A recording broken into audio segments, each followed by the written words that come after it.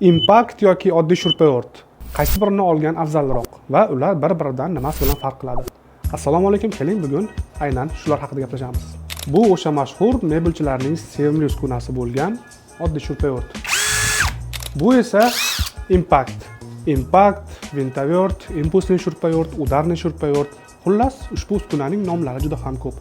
Qaysi birini tanlab nomlasangiz ham xato bo'lmaydi. Ko'pchilik ikkalasini ko'rinishi bir xil, ikkalasi ham akkumulyatorda ishlaydi va ikkalasi ham biz qilib ishlaydi-ku, ularning o'rtasida farq yo'q deyshadi. Lekin aslida bular mutlaqo prinsipial boshqa uskunalar va ular o'rtasida yer bilan osmoncha farq bor. Ikkalasiga bir qarashdayoq o'lchamdagi farqlarni sezasiz.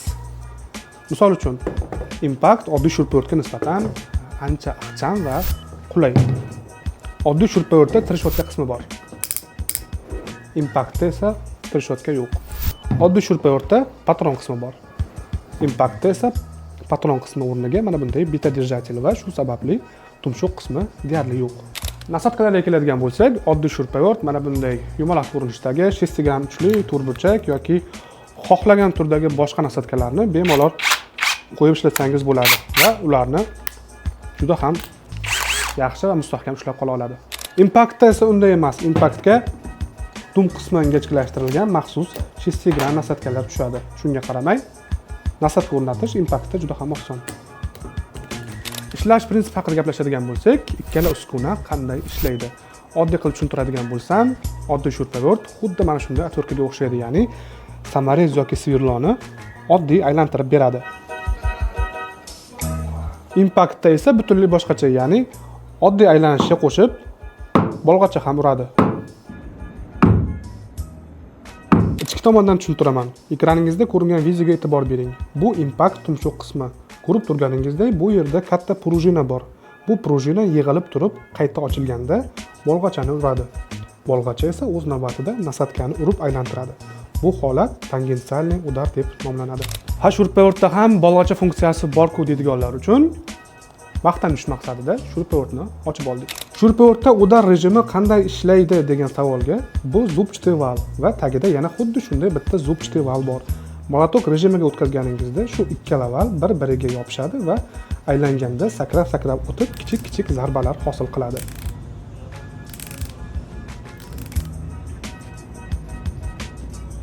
Bu perforator emas, bunday kichkina zarbalar bilan faqatgina pishgan g'isht yoki yumshoq devorlarni burg'ulay olasiz xolos. Ko'rib turganlaringdek, bu yerda hech qanaqangi bolg'a yoki katta mexanik yo'q, shunchaki oddiygina zubчатый val bor xolos. Shuning uchun impact va oddiy shurpayo'rt o'rtasida yer bilan osmoncha farq bor dedim. Buni qayerga qo'yardim endi? Bu ham eslatma, hurmatli mijozlar, agar shurpayo'rt ichki konstruksiyasini tushunmasalaring, ocha ko'rmanglar. Qaytib hech qachon yig'a olmaysizlar. Shurpayo'rt shunday uskunaki, u bilan kelishib ishlasangiz bo'ladi. Ya'ni samarezni oxirigacha darib kirgazib yubormasligi uchun qotirish momentini oldindan belgilay olasiz. Agar kichikroq samarezni qotirish kerak bo'lsa, trishotka qismidan kichikroq raqamni qo'yasiz. Agar katta samarez kerak bo'lsa, katta raqamga qo'yib ishlaysiz. Trishotkadagi raqamlar qancha kichik bo'lsa, uskunani qarshilanishga sezuvchanligi shuncha kuchli bo'ladi. Shuningdek, trishotka qismini burg'ulash funksiyasiga o'tkazganingizda o'chirsa bo'ladi. Impact bilan esa umuman kelishib ishlay olmaysiz. Unga agar birorta narsani qotirish vazifasi berilsa, o'sha narsani qotirmaguncha hech qachon to'xtamaydi. Agarda birorta kichikroq samarezni qotirish kerak bo'lsa, juda ham ehtiyot bo'lish kerak. Bo'lmasa, salgina nojo'ya harakat va samarezni umuman chiqarib bo'lmaydigan joygacha tiqib yuboradi.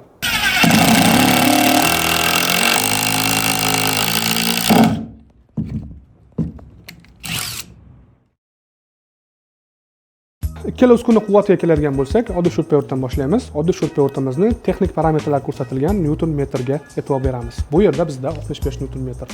65 newton metrni samarez rejimida hech qachon ola olmaysiz. Sababi trishotkadagi aylanishlar momenti har xil newton metr chiqarib beradi. Hattoki eng pastki raqamlarda 10 newton metrgacha chiqib ketadi. Agarda 65 newton metrni to'liq olaman desangiz, u holda burg'ulash rejimiga o'tkazishingiz kerak. Burg'ulash rejimida trishotka funksiyasi o'chadi va bor quvvat, ya'ni 65 newton metr to'liqligicha nasatkaga beradi.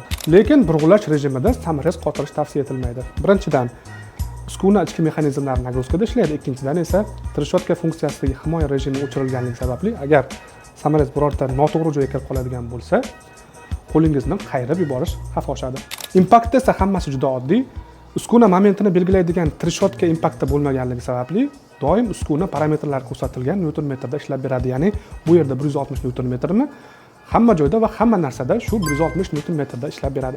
Demak, hurmatli mijozlar, yuqorida gaplashganlarimizdan xulosa qiladigan bo'lsak, nozik, ehtiyotkor ishlarga, mebelchi, patologchi, yangi shogird yoki shunchaki bo'lmasam xonadon uchun kundalik ishlarga ishlatish uchun oddiy shurpayot bo'laveradi. U ko'p funksiyali, nasabga to'g'ri tanlamaydi va deyarli shovqinsiz. Impaktga keladigan bo'lsak, qiyin ishlar, misol uchun qalin temirlarni burg'ulash, ularga samarez qotirish yoki bo'lmasam qotir zanglab qolgan samarezlarni bo'shatish va shunga o'xshagan og'ir ishlar uchun impakt yaxshi. Shunga qaramasdan bu oddiy shurpayotga nisbatan ancha ixcham va kompaktli, quvvatli, samarez yechib qotirishda ancha effektiv, lekin shunga qaramasdan nasabga to'g'ri tanlaydi va birozgina shovqinli uskuna. Shulardan kelib chiqib, qaysi birini olish kerakligi albatta o'zingizga havola, lekin ideal holatda ikkalasidan bittadan olib qo'ygan yaxshi. Har ehtimolga qarshi. Bu ikkisini qayerdan olish kerakligini esa siz juda yaxshi bilasiz, albatta epadan. Videomiz sizga maksimal darajada foydali bo'ladi degan umiddamiz. Agar shunday bo'lgan bo'lsa, evaziga bizga obuna bo'lsangiz, bizning rivojimizga katta hissa qo'shgan bo'lasiz. Tez orada yana ko'rishguncha.